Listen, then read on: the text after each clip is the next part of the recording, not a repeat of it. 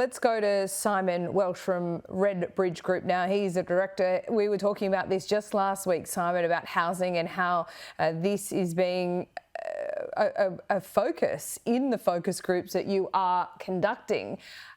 But we've also had a few by-election results in Queensland last weekend, and Tasmania is going to the polls this weekend. I wonder if this is going to be a feature there as well. And can you extrapolate anything from the by-elections in Queensland? Yeah, thanks, Laura. Look, I think, housing will play a big role in the Tasmanian electorate. A lot of the groups that we've been doing over there now over years have been telling us about the housing crisis, in and around Hobart. There's an Airbnb problem that's sort of driving rents and housing affordability in the north. It's a similar story. So I think, absolutely, housing will play. It'll be one of those background issues that feeds into what we're expecting to see in the broader picture of the Tassie election, and I might link this back to what happened in the by-elections in Queensland as well. It'll be sort of this background effect that's feeding into this plunge that we're expecting to see on the major party votes. We've been watching sort of over the last few electoral cycles at state and federal levels where, it looks now that the major parties are sort of duking it out for about 70% of the vote. This minor party independent vote seems to have grown to about 30%.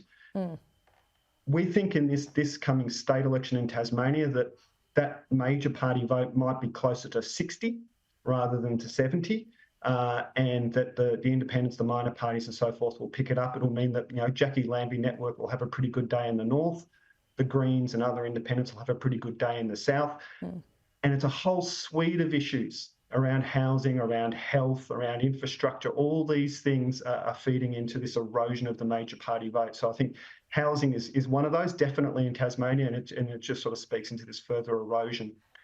And I think there's also a story around that in terms of these by-elections that we saw in Queensland over the weekend. I mean, I think there is a degree of sort of portent in them for what's going to be coming in the state election in Queensland later this year. But the Anala one is particularly interesting because it was a 30% swing on primary against Labor, which was, incredible swing on primary votes. Where did that 30% go? Because it didn't all go to the LNP, did it?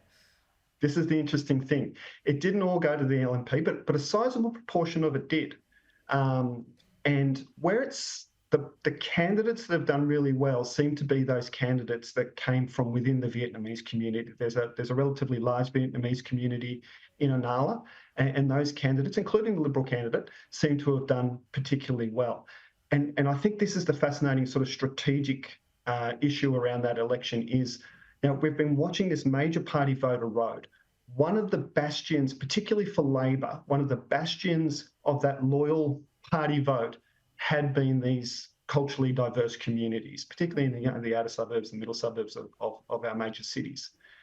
We've now seen through the 2022 election, we had Fowler as the iconic example of that, but there are other examples as well.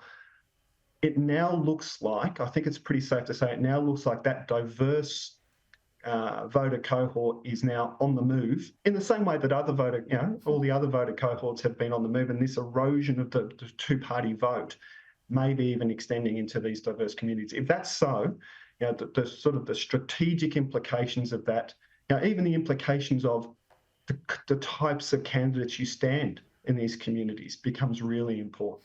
Yeah, all about authenticity as well. People aren't going to vote for empty suits anymore. They want someone that certainly has an affinity with them or their community. Simon, it's always fascinating to talk to you. We'll have to leave it there for today. We'll see you soon.